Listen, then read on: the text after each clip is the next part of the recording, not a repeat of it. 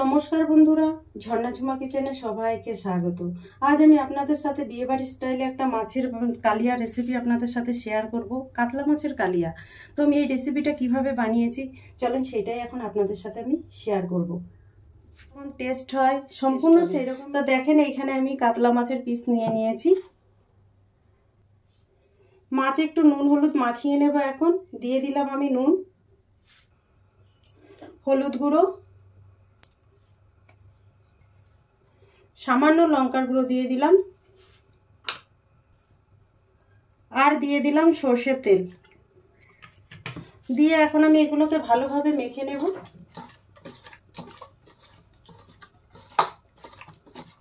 আমার খুব সুন্দর করে আমি মেখে নিয়েছি। প্রত্যেকটা মাছের সাথে দেখেন নুন হলুদ মাখা হয়েছে, লঙ্কা, তেল। কড়াই গরম হয়ে গেছে, দিয়ে দিচ্ছি আমি এখানে সর্ষের তেল। আপনারা চাইলে কিন্তু রিফাইন্ড অয়েলে তৈরি করতে পারেন এই মাছের ঝোলের রেসিপিটা, কিন্তু সর্ষের তেলে করলে বেশি টেস্ট হয়।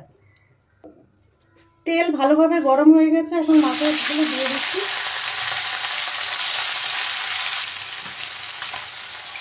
ভালোভাবে কিন্তু উল্টে পাল্টে মাছটা কিন্তু কড়া করে ভেজে নিতে হবে।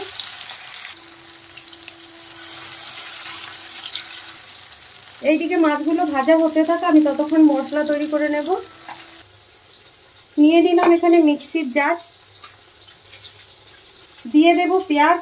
আমি এখানে একটা ছোট সাইজের একটা পেঁয়াজ দিয়েছি, আর এই রেসিপিতে যদি আপনারা পেঁয়াজ রসুন দিতে না চান তাহলে দেবেন না। আর দিয়ে দিলাম আদা, 3টে কাঁচা লঙ্কা দিলাম, আর দিয়ে দিলাম রসুন। এই রসুনটা আর পেঁয়াজটা কিন্তু আপনারা স্কিপ করতে পারেন। দিয়ে দিলাম গোটা জিরে, সামান্য একটু জল দিয়ে আমি এটাকে ভালোভাবে পেস্ট করে নেব। দেখেন এখানে আমি ভালোভাবে পেস্ট করে নিয়েছি মশলা। মাছগুলো এক সাইড ভাজা হয়ে গেছে, আমি পাল্টে দেব। দেখেন কতটা মুচমুচে করে ভাজা হয়েছে মাছ।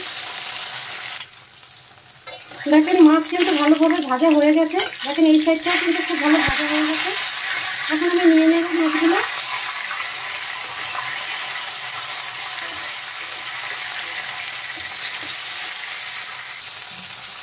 মাছ ভাজা হয়ে গেছে, তুলে নিচ্ছি। এইরকম কিন্তু কড়া করে ভাজতে হবে মাছ। এখন মাছ ভাজা তেলের মধ্যে আমি একটা শুকনো লঙ্কা দিয়ে দিলাম, আর দিয়ে দিলাম একটা তেজপাতা, দিয়ে দিলাম কিছুটা গোটা জিরে। জিরে ভালোভাবে ভাজা হয়ে গেছে, এখন আগে থেকে যে মশলাটা পেস্ট করে রেখেছিলাম সেইটা দিয়ে দিলাম। এই মশলা একটু সামান্য কষিয়ে নেব। মিক্সির জার ধুয়ে আমি কিছুটা জল দিয়ে দিলাম, দিয়ে দিলাম হলুদ গুঁড়ো,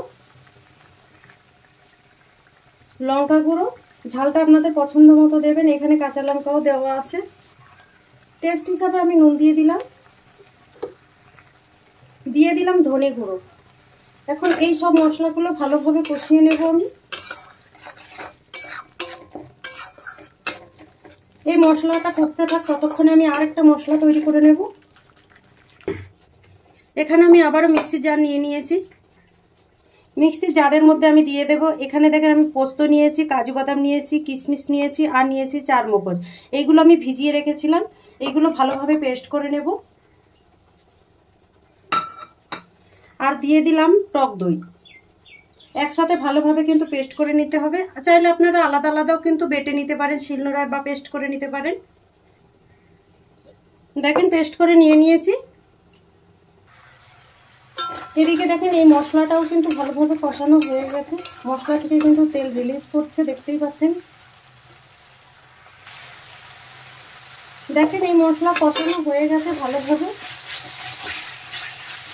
এখন এখানে যে আমি কাজু, কিশমিশ, 4 মগজ, পোস্ত, দই একসাথে এই মশলাগুলো ভালোভাবে কষিয়ে নিতে হবে।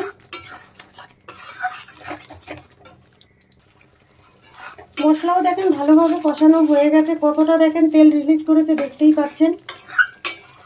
এখন আমি এর মধ্যে দিয়ে দেব জল। এর থেকে বেশি কিন্তু কষানোর দরকার নেই, আগে যেহেতু সব মশলাগুলো কষানো আছে।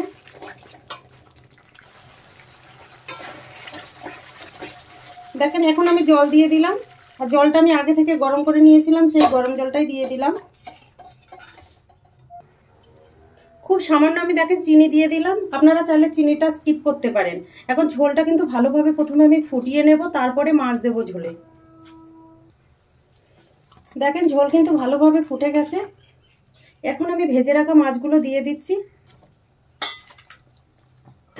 মাছগুলো আগে দিয়ে দিলে কিন্তু মাছের ঝোলটা টেস্টটা অনেক বেশি ভালো হয়। দিয়ে আর 5 মিনিটের মতো ফুটিয়ে নেব।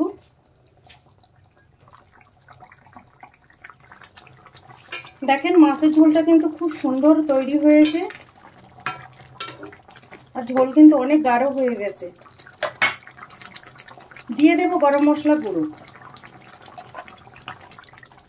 আর দিয়ে দিলাম ঘি। ঘিয়ের জায়গায় কিন্তু আপনারা বাটারটাও দিতে পারেন। দেখেন তৈরি হয়ে গেছে, নামিয়ে নেব এখন।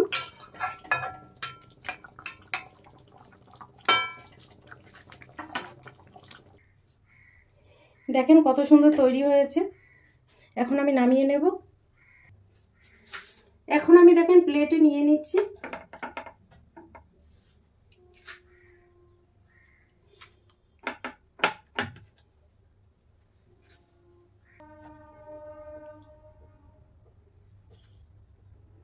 মাছের ঝোলের এই রেসিপিটা যদি আপনাদের ভালো লাগে তাহলে আমার চ্যানেলটাকে সাবস্ক্রাইব করবেন, লাইক করবেন, কমেন্ট করবেন, আর অবশ্যই শেয়ার করবেন। আর আমি যেইভাবে এই মাছের ঝোল বা মাছের কালিয়াটা আমি বানিয়েছি, আপনারা এইভাবে বানিয়ে দেখবেন, টেস্ট করবেন, তারপরে আমাকে